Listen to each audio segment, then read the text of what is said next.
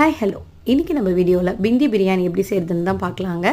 ஒன்றும் இல்லை, நம்மளுடைய வெண்டைக்காய் புளிக்குழம்பு தான். அதே எப்படி ஒன் பாட் ரைஸாக ரெடி பண்ணலாம் அப்படிங்கிறது தான் நான் ஒரு ட்ரை தான் பண்ணினேன். எதுக்காக அப்படின்னா, குழந்தைங்களுக்கு லஞ்ச் பேக் பண்ணி கொடுக்கும்போது இந்த புளிக்குழம்புலாம் நம்ம வச்சு கொடுத்தோம்னா சாப்பாடு ரைஸ்லாம் சாப்பிட மாட்டேங்கிறாங்க, வெரைட்டி ரைஸ் தான் வேணும்னு சொல்கிறாங்க.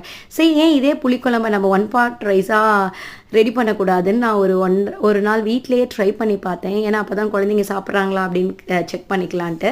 ஸோ இதுக்கு பழக்கம் போல் எப்பயும் போல் ஒரு 2 டம்ளர் ரைஸ் ஊற வச்சுக்கிட்டேன். அதுக்கப்புறம் நல்லா எண்ணெய் நிறையா விட்டு வெண்டைக்காவை நல்லா ஃப்ரை பண்ணி தனியாக எடுத்து வச்சுக்கிட்டேன். அதுக்கப்புறம் பார்த்திங்கன்னா நம்ம எண்ணெய் ஊற்றி அதில் வெந்தயம், கடுகு, கொத்தமல்லி, வெங்காயம், தக்காளி இதெல்லாம் நல்லா ஆட் பண்ணி, தக்காளி நல்லா எப்பயும் போல் நம்மளுக்கு குழம்புக்கு எப்படி வணக்குவோமோ அதே மாதிரி வணக்கிட்டு, தேவையான உப்பு, மஞ்சள், மிளகாத்தூள், கொத்தமல்லி தூள், அப்புறம் நம்ம ஃப்ரை பண்ணி வச்ச வெண்டைக்காய் எல்லாத்தையும் மிக்ஸ் பண்ணி ஒரு கொஞ்சம் ஆயில்லையே நல்லா ஃப்ரை பண்ண விட்டுட்டேன்.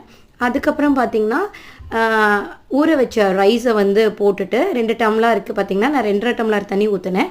அதில் 2.5 டம்ளர் தண்ணி அளவில் பார்த்திங்கன்னா புளி தண்ணி 1 டம்ளரும் தேங்காய் பால் தனியாக எடுத்து வச்சுக்கிட்டேன். அது 1 டம்ளரும் ஆட் பண்ணிவிட்டு மீதி மெஷர்மெண்ட்டுக்கு வாட்டரை ஆட் பண்ணிக்கிட்டேன். அவ்வளோதாங்க. ஆட் பண்ணிவிட்டு விசில் வச்சு விட்டுட்டேன். நல்லா ஒரு விசில், ஏன்னா ஆல்ரெடி ரைஸ் 1/2 hour ஊறிடுச்சு. ஸோ விசில் விட்டு எடுத்தோன்னே நல்லா சூப்பரான ஒரு பிரியாணி ஸ்டைலில் புளிக்குழம்பு சாதம் ரெடி ஆயிடுச்சு. இது ரொம்ப டேஸ்ட்டாக இருந்தது. நீங்களும் ட்ரை பண்ணி பாருங்கள். பாய்.